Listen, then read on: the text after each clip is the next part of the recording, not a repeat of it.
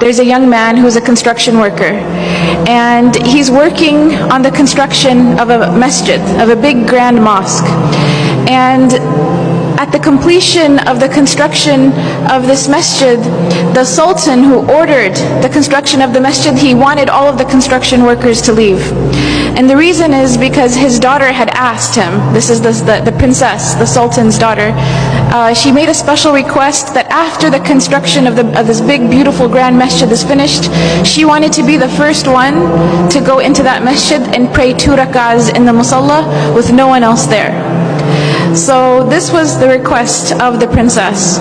So as the masjid is finished, the construction workers leave, and this one construction worker, he was falling behind. He was late, and he didn't realize that everyone else had already left, and they had allowed the princess into the masjid to go pray.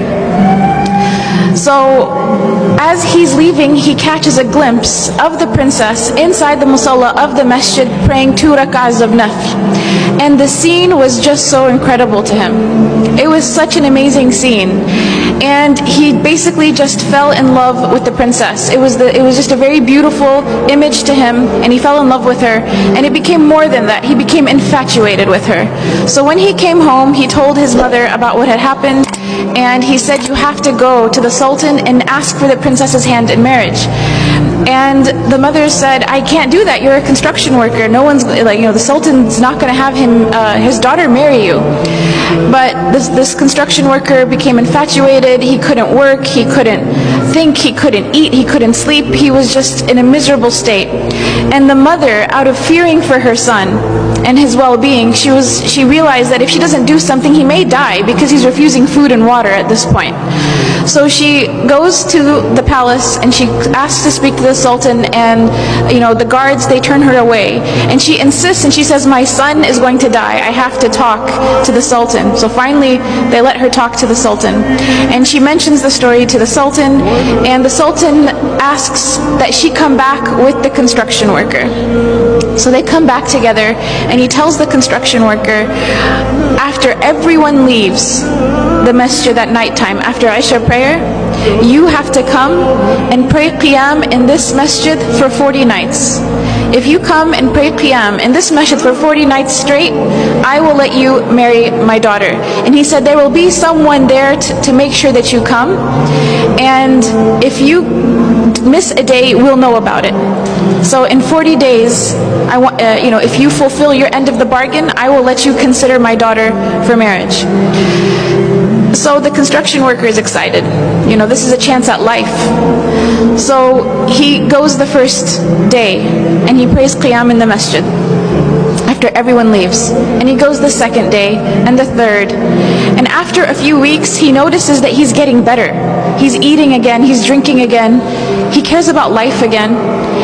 And eventually he starts to really, really enjoy coming to the masjid and praying Qiyam when everyone else has left. To such an extent that he starts to pray to Allah, that Allah never takes away these beautiful moments that he has with him, alone in solitude, praying to him in the night. So 40 days pass, 50 days pass, 60 days pass, 70 days pass, and eventually the Sultan asks to see the construction worker. And he says, how come you didn't come see me? You fulfilled your end of the bargain. You prayed all 40 nights. We saw that you prayed. How come you didn't come and see me?